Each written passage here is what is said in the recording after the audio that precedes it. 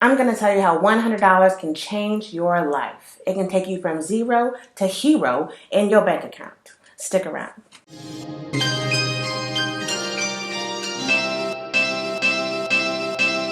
Real Teddy Talk.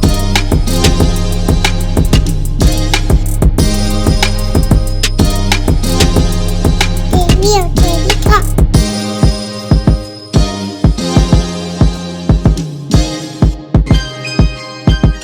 Hey YouTube, it's your girl, The Real Teddy Talks, educating you every Monday, Wednesday, and Friday on entrepreneurship, your hustle and your grind, and building generational wealth.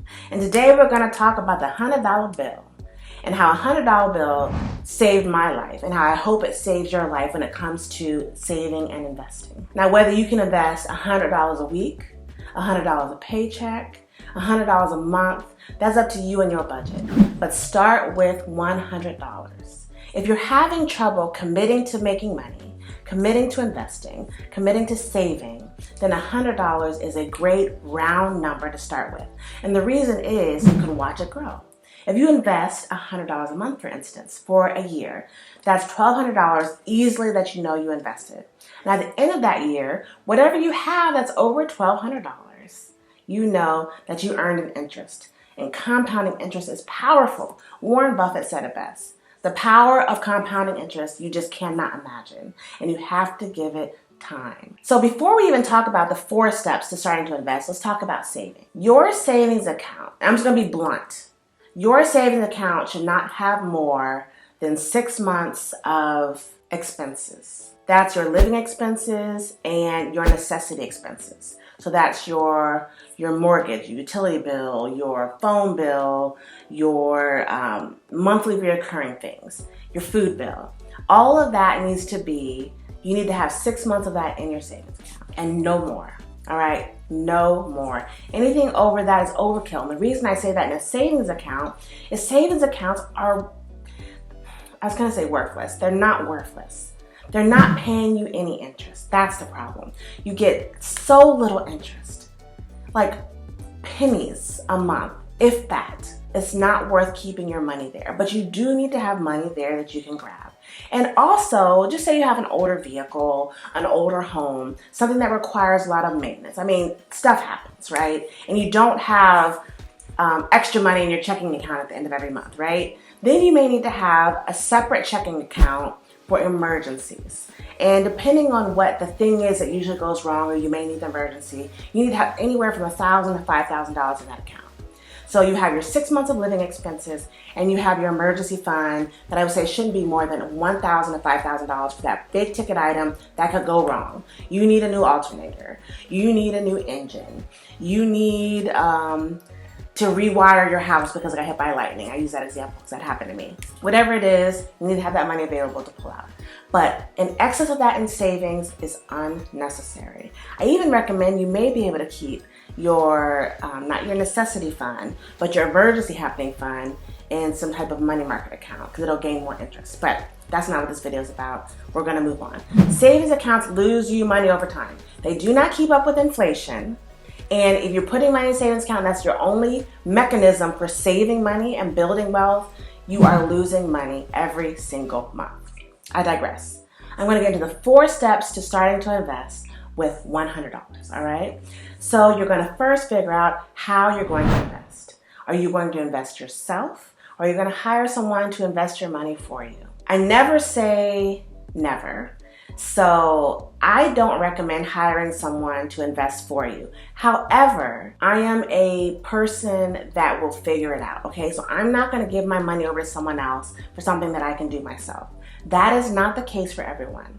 I am a mom, I'm a wife, I'm a full-time employee, and I'm an entrepreneur building my several side hustles, okay? So life gets busy. And if you wanna start investing, and the only thing keeping you from doing that is you don't have time to figure out where to put your money in to do it, then you should hire someone. Just don't make that your long-term plan out of laziness. Make it a plan out of necessity. And if it turns into a long-term plan, that's fine. Leave it, whatever. So you're gonna hire someone to invest for you, and that comes along with fees, and they get commissions. And you have to always battle their self-interest. If they work for a company and they get extra money for selling your product, maybe a product you don't need, whole life insurance, things like that, then you have to battle against their motivations in addition to trying to save your money. All right? But if you invest yourself, there's YouTube videos, there's quick courses, there are ways you can just start. Usually people's bank, like my bank has a way to invest, brokerage accounts, whatever. Spend some time on YouTube one weekend when you have a few hours, and I guarantee you can get started investing. All right, so that's step one. Figure out how you're going to invest. The second step is figure out how much you have to invest. And I like that $100 number. And when I first started investing 20 plus years ago, I started with $50 every paycheck. I got paid on the 1st and the 15th. Worked for the government, right? 1st and 15th, that was $100 a month.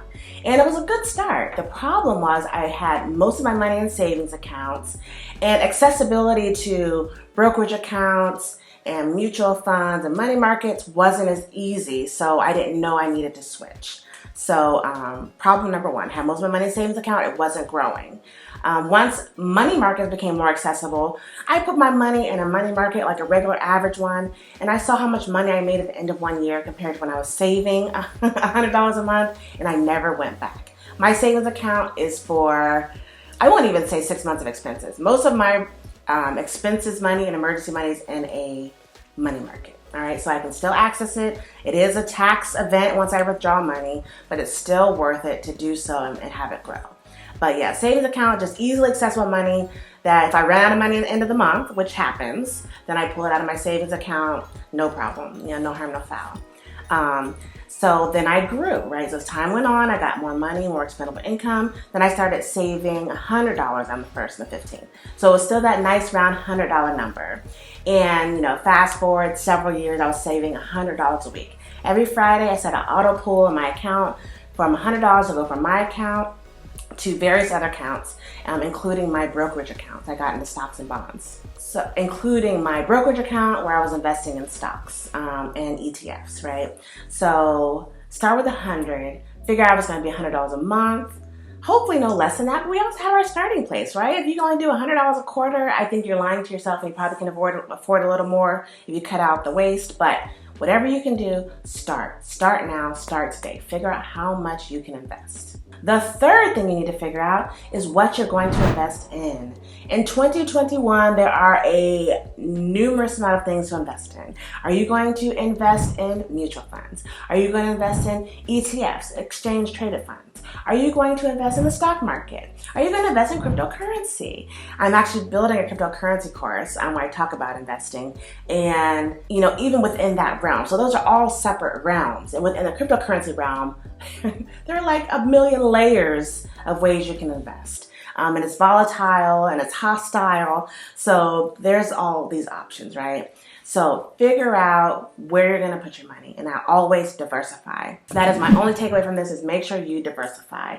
Don't put all your eggs in one basket. Don't just buy Coca-Cola. Don't just buy Procter & Gamble. Don't just buy Bitcoin, okay? You need to spread your money across a few things. That way, if any one of those tank, Enron, for example, you still have some money left at the end of the month, at the end of the year, and when you retire. So you need to diversify and determine your risk level, and that will determine what you're investing in, all right? And the fourth is the easiest, or maybe the hardest. It's the commitment.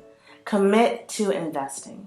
Go to your bank account that has your paycheck or the majority of your money that comes in every month, your income, and set up an auto swap, an auto pull, an auto transfer, an auto deposit, whatever you need to do, because you're sending your money to wherever you're sending it.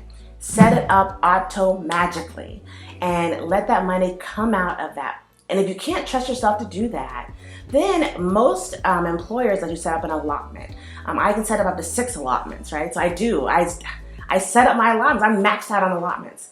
I have savings accounts and checking accounts and accounts all over the place that I just send $50 a month, $100 a month. And that's not my investing money. That's just money for rainy. That's money I don't even want to think about, right? That's making 0.01% interest a year or something crazy.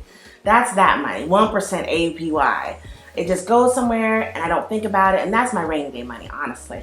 But when the money hits my account, it gets pulled. On the 1st, it gets pulled out. It's going to my stock account. It's going into my cryptocurrency account. It's going into my ETFs. And I set up for my brokerage account automatic buys every week.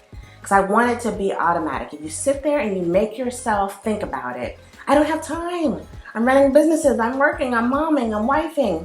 I'm trying to be a happy person. I'm trying to impress myself and please myself. I don't have time to always think about what stock am I buying today. Set it up. Then make sure you have extra money for those out of the ordinary things. Like, I think I'm gonna buy whatever.